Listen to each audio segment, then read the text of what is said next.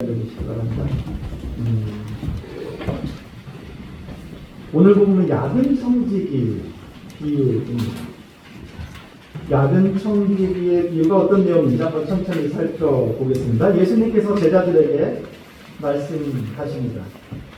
어떤 부자가 청지기 한 사람을 두었는데 자기 재산을 그 청지기가 낭비한다는 말을 듣고 청지기를 불러다가 말했다. 자네 소문을 들었는데 그게 무슨 짓인가? 이제는 자네를 내 청지기로 둘 수 없으니 자네가 맡은 일을 다 청산하게. 주인의 돈을 맡아서 관리하던 청지기가 돈을 낭비하고 있었습니다. 그래서 주인이 청지기를 그만두게 합니다. 회복합니다.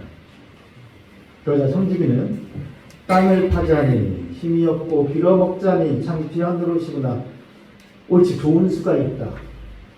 내가 청지기 자리에서 물러날 때 나를 자기 집에 맞아줄 사람들을 미리 만들어 놓아야겠다. 그래서 주인에게 빚진 사람들을 불러다가 당신이 우리 주인에게 진 빚이 얼마요? 기름 100마리요. 자, 청지기는 당신의 문서가 여기 있으니 50마리라고 적으시오. 또 다른 사람에게도 당신이 진 빚은 얼마요? 밀 100섬이요 하자. 당신의 문서가 여기 있으니 80섬이라고 적으시오 합니다.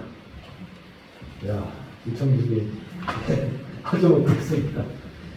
주인의 재산을 함부로 낭비하다가 들켜서 재산관리인의 역할을 더 이상 못하게 되는 상황인데 그 와중에도 주인이 맡긴 재산을 이용해서 자신의 이익을 도모합니다. 주인에게 빚진 사람들을 자기 마음대로 빚을 탕감해 줍니다.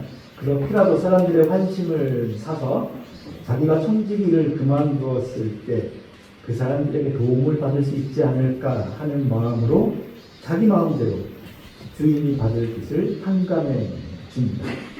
명백하게 주인의 재산에 손해를 끼치는 일입니다. 여러분의 재산을 누가 이렇게 관리한다면 어떻게 하시겠습니까? 그냥 믿고 계속 맡기겠습니까? 그런데 8절 말씀입니다. 그 정직하지 못한 청지기가 이를 약삭빠르게 처리하였기 때문에 주인은 오히려 그를 칭찬하였다. 오히려 그를 칭찬하였다. 자기 이익 챙기려고 주인 몰래 자기 마음대로 빚을 탕감해주고 주인에게 손해를 끼쳤는데 오히려 칭찬해 주었다고 합니다.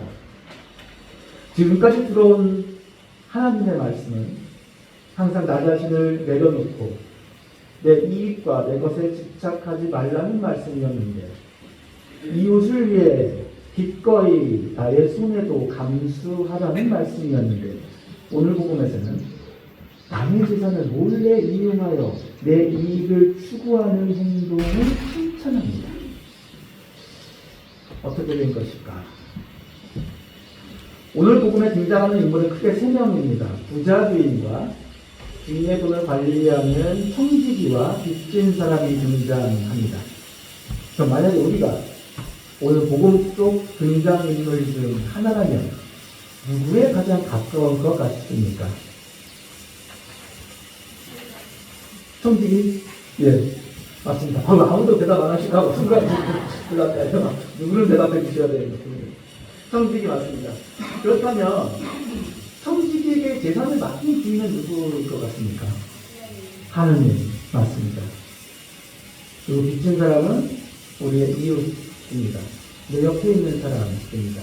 자, 10편 24편입니다. 이 세상과 그 안에 가득한 것이 모두 야훼의 것, 이 땅과 그 위에 사는 모든 것이 야훼의 것, 이 세상 모든 것, 이 세상 안에 가득한 모든 것이 하나님의 것입니다.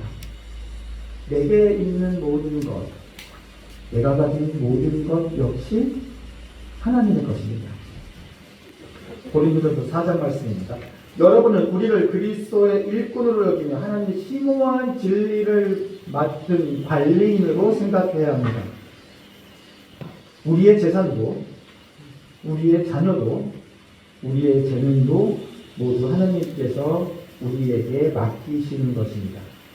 우리는 잠시 맡아서 관리하고 있는 관리인입니다. 청지기입니다. 오늘 복음에서 주인이 청지기에게 재산 관리를 맡겼다는 것은 하나님께서 우리들에게 당신의 것을 각자의 재능과 지위와 재물분으로 나누어 맡기신 것을 의미합니다. 그런데 우리가 하나님께로부터 받은 것을 낭비한다는 말을 듣고 하나님께서 우리들에게 말씀하십니다. 자네 소문을 들었는데요. 그게 무슨 짓인가? 이제는 자네를 내 청지기로 둘 수 없으니 자네가 맡은 일을 다 청산하게.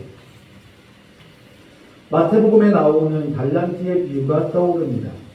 어떤 사람이 자기 종들을 불러 재산을 맡기었다. 그러나 한 달란트를 받은 사람은 그 돈을 땅에 묻어두었다. 얼마 뒤 주인이 종들과 셈을 하게 되었다.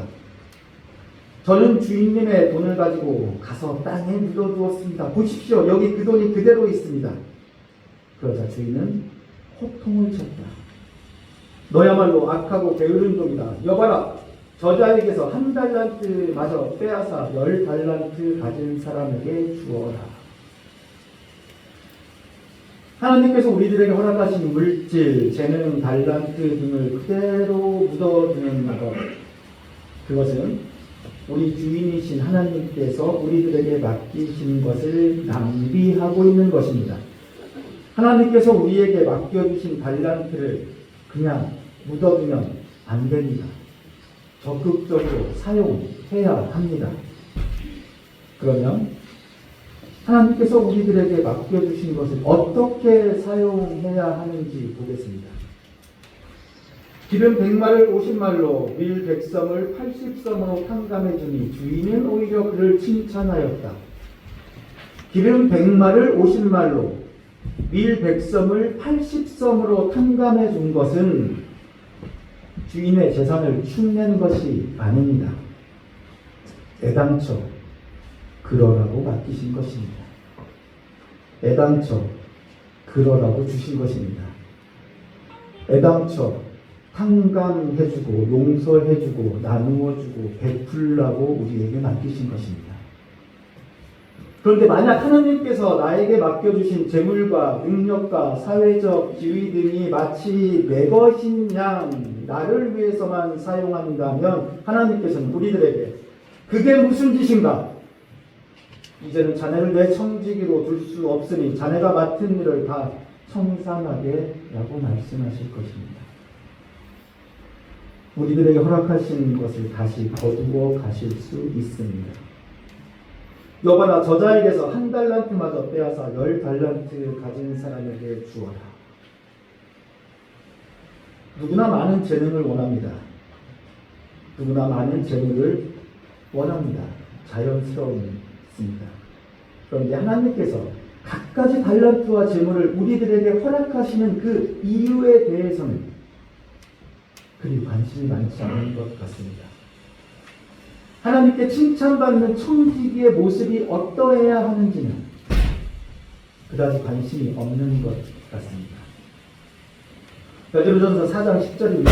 각자가 받은 은총의 선물이 무엇이든지 그것을 가지고 서로 남을 위해서 봉사하십시오.